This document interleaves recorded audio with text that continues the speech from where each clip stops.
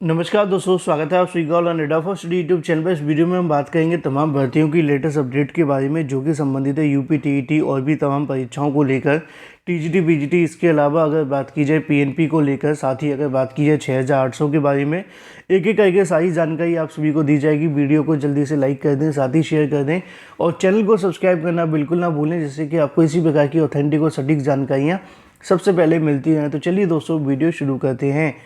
उससे पहले जितने भी अभ्यर्थी इस वीडियो को देखें, लाइक और शेयर अवश्य कर देना। दोस्तों, आगे बढ़ने से पहले Unacademy government exam scholarship test के अंदर बैठना बिल्कुल ना भूलें, जो कि आपको मिलता है पूरे तरीके से फ्री एसएससी, बैंक और रेलवे के सभी एग्जाम के लिए, जिसमें आपको 25 लाख तक के रिवॉर्ड देखने के लिए मिलते हैं। फर्स्ट रैंक पर आने वालों को असूस वीवो बुक का लैपटॉप देखने के लिए मिलेगा। सेकंड से लेकर 6 के बीच में अगर आप आते हैं तो सैमसंग के मोबाइल, और 7 से लेकर 16 के बीच में अगर आप आते हैं तो JBL के 2 वायरलेस ईयरफोन भी मिलते हैं।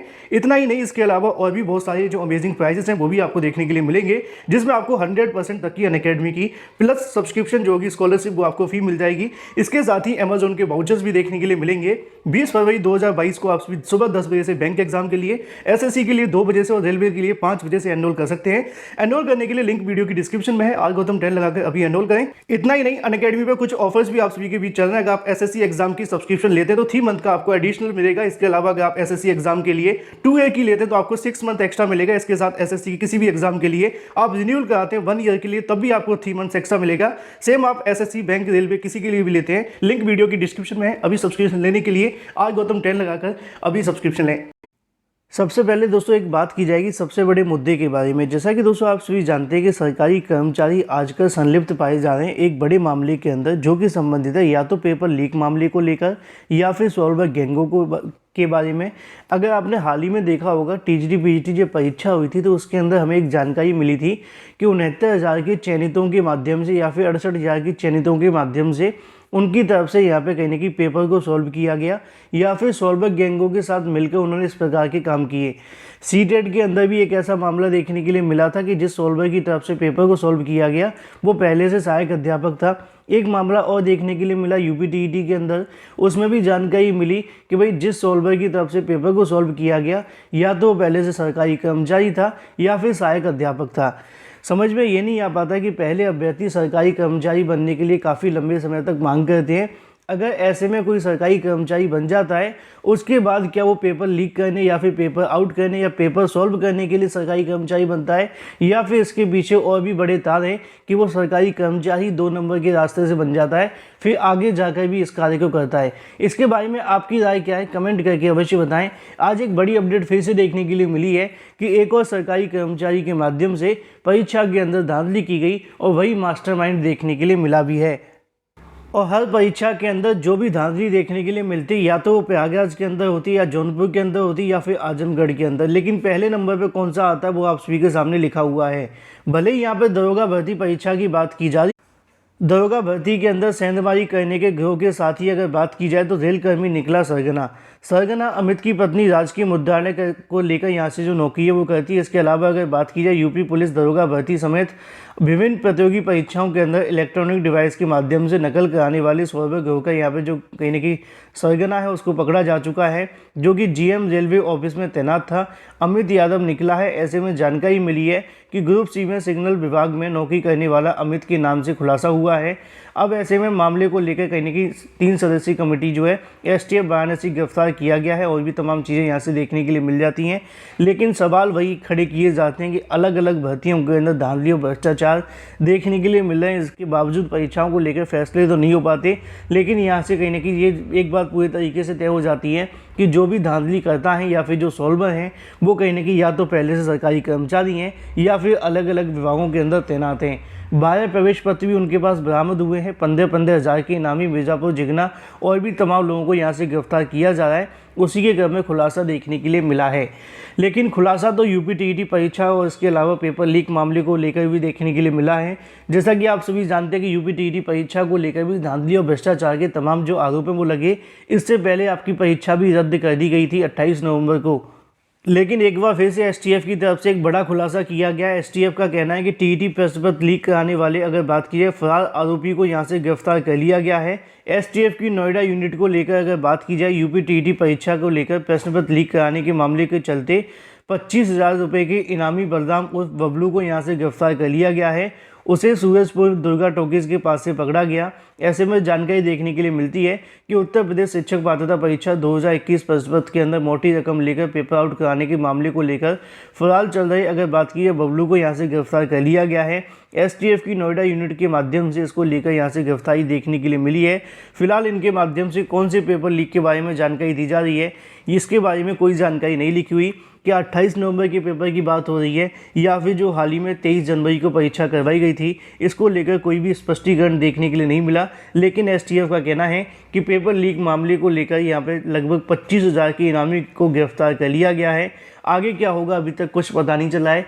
गिरफ्तारी तो पीएनबी सचिव की भी की गई थी, लेकिन उसके बाद जांच कहां तक पहुंची अभी तक कोई रिपोर्ट सामने निकल कर नहीं आई है।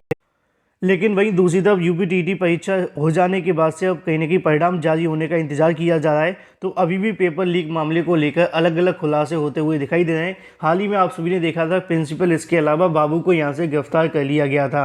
वहीं दूसरी तरफ बात की जाए अपनी अगली अपडेट को लेकर, जिन छात्रों ने अभी तक इस वीडियो को लाइक नहीं किया, वीडियो को लाइक और शेयर करना बिल्कुल ना भूलें। ऐसे में एक बड़ी अपडेट देखने के लिए मिल रही है कि नई टीजीटी पीजीटी शिक्षक भर्ती का लेकर जो विज्ञापन है वो जारी किया गया है। जो भी संबंधित अभ्यर्थी हैं इसके अंदर आवेदन कर सकते हैं। आवेदन करने के लिए आप सभी को क्या करना होगा, इसके बारे में जानकारी आप सभी को यहाँ से देखने के लिए मिल जाएगी। सबसे पहले अगर बात की जाए टीजीटी पीजीटी का इंतजार करने वाले अभ्यर्थियों के लिए जो वैकेंसी है वो निकाली गई है, पूरी जानकारी आप सभी को यहाँ से देखने के लिए मिलेगी। जैसा कि यहाँ पे लिखा हुआ है कि अगर आप पीजीटी और टीजीटी पदों के लिए भर्ती का इंतजार कर रहे हैं तो उम्मीदवारों के लिए जॉब का मौका निकल चुका है। यहाँ पे जो बात की जाए सैनिक स्कूल बालचड़ी के माध्यम से जामनगर गुजरात ने टीजीटी पीजीटी सहित अन्य पदों पर भर्ती के लिए आवेदन करने के लिए उम्मीदवारों से आवेदन आमंत्रित किए हैं। ऐसे में इच्छुक अभ्यर्थी योग्य उम्मीदवार इसके लिए जो आवेदन है वो कर सकते हैं। ऑफिशियल वेबसाइट आप सभी को यहाँ से देखने के लिए मिल जाएगी, इसके माध्यम से ऑनलाइन आवेदन कर सकते हैं। वहीं इन पदों के लिए आवेदन करने की जो अंतिम तारीख है वो यहाँ पे 20 दिनों के भीतर अभ्यर्थी आवेदन कर सकते हैं, क्योंकि अंतिम तारीख बीत जाने के बाद में किसी प्रकार का कोई भी फॉर्म यहाँ से आपका स्वीकार नहीं किया जाएगा। ऐसे में जानकारी आप सभी के सामने देखने के लिए मिलती है कि टीजीटी सोशल साइंस इसके अलावा और भी तमाम पदों को लेकर जो भर्तियाँ वो निकाली गई हैं। इनके लिए अगर बात की जाए आप सभी के आवेदन करने के बारे में तो यहाँ पे आप सभी को भेजने होंगे ऑफलाइन आवेदन, जैसा कि पूरा का पूरा जो एड्रेस है वो आप सभी के सामने लिखा हुआ है। उम्मीदवार ध्यान दें कि चयन प्रक्रिया निम्नलिखित चरणों के आधार पर देखने के लिए मिलेगी। इसके तहत योग्य और शॉर्टलिस्ट किए जाएंगे। उम्मीदवारों को लिखित परीक्षा व्यवहारिक और इसके अलावा इंटरव्यू में बुलाया जाएगा। वहीं टेस्ट इंटरव्यू के बाद से उम्मीदवारों को कोई टीए स्वीकार नहीं होगा। वहीं अगर बात की जाए इस भर्ती के लिए जुड़ी ज़्यादा जानकारी के लिए ऑफिशियल वेबसाइट पर जाकर ऑफिशियल नोटिफिकेशन डाउनलोड करके जानकारी ले सकते हैं। फिलहाल इसके अंदर ज़्यादा जानकारी नहीं दी गई है, लेकिन ऑफिशियल नोटिफिकेशन के अंदर पूरी की पूरी जानकारी आप सभी को मिल जाएगी। तो वहीं दूसरी तरफ बात की जाए टीजीटी पीजीटी मामले को लेकर, जैसा कि आप जानते हैं कि उत्तर प्रदेश के अंदर भी नई टीजीटी पीजीटी और भी तमाम भर्तियों को लेकर उत्तर प्रदेश माध्यमिक शिक्षा सेवा चयन बोर्ड के बारे में कोई न कोई जानकारी निकलती रहती है। उसी को लेकर एक बार फिर से यहाँ पर जानकारी निकल कर आ रही है कि अध्याचन की गड़बड़ी ने छीना चयनितों से दोहरा लाभ। समायोजन को लेकर भटकते हुए दिखाई दे रहे टीजीटी पीजीटी 2016 के चयनित अभ्यर्थी। कहीं ना कहीं बार बार ऐसा देखने के लिए मिलता है कि टीजीटी पीजीटी भर्ती के अंदर चयनित अभ्यर्थी भटकते रहते हैं, लेकिन उनको नियुक्तियाँ नहीं मिल पाती हैं। उसी को लेकर यहाँ पे आप सभी को देखने के लिए मिलेगा। मैं आपको बता दूं कि यहाँ पे जो अध्याचन भेजे जाते हैं उसके बाद से अभ्यर्थी को चयन कर लिया जाता है। उसके बाद चयन बोर्ड की तरफ से उन विद्यालयों के अंदर अभ्यर्थियों को चयनित करके भेज दिया जाता है। लेकिन जब अभ्यर्थी विद्यालय में जाकर पहुँचते हैं तो उनको पता चलता है कि यहाँ पे पद खाली नहीं है। उसके बाद वो चयन बोर्ड जाते हैं तो चयन बोर्ड कहता है कि हमारे पास रिक्त पदों की जानकारी आई थी, चलिए इसको लेकर हम जानकारी मांगेंगे। और इसी बीच साल का समय लग जाता है, ना तो अध्याचन की जानकारी मिलती है और ना ही इनको नियुक्तियाँ मिल पाती हैं। उसी को लेकर यहाँ पे आप सभी को देखने के लिए मिलेगा कि इसी परीक्षा में लगभग 500 से ज़्यादा चयनित अभ्यर्थी जो गलत विद्यालय आवंटन का शिकार हो गए। चयन बोर्ड ने सामाजिक विज्ञान के चयनित सुनील कुमार पांडे को लेकर जानकारी दी है। और इसके अलावा यहाँ पे आप सभी के सामने लिखा हुआ है कि उनकी तरफ से जो कहीं न कहीं अध्याचन मिले थे उसके आधार पर उन्होंने यहाँ से नियुक्तियाँ कर दी हैं। नीचे आप सभी को सचिव का बयान देखने के लिए मिलेगा कि चयन बोर्ड सचिव नवल किशोर का कहना है कि अध्याचित पदों के सापेक्ष विद्यालय आवंटन किया गया है। ऐसे में अध्याचन की गड़बड़ी के चलते जिला विद्यालय निरीक्षक के स्तर से यहाँ से देखने के लिए मिली है। इन चयनित अभ्यर्थियों को समायोजन के लिए चयन बोर्ड ने प्रत्यावेदन दिया है। मेरठ के जिला विद्यालय निरीक्षक ने जिले में रिक्त पद होने की जानकारी के साथ ही सुनील कुमार पांडे को अन्य जिला विद्यालय आवंटित करने को लेकर अनुशंसा भी भेजी थी, लेकिन चयन बोर्ड ने अब तक इस मामले को लेकर समायोजन नहीं किया है। सुनील कुमार पंडित का कहना है कि पहले जो गलत विद्यालय आवंटन हुआ है उसके बाद में चयन बोर्ड समायोजन न कर वेतन से वंचित आर्थिक चोट भी देता हुआ दिखाई दे रहा है। ऐसे में जो अभ्यर्थी पहले नियुक्ति पा चुके हैं वो सीनियर हो जाएंगे और अभी तक जिनको नियुक्ति नहीं मिली है वो जूनियर भी हो जाएंगे।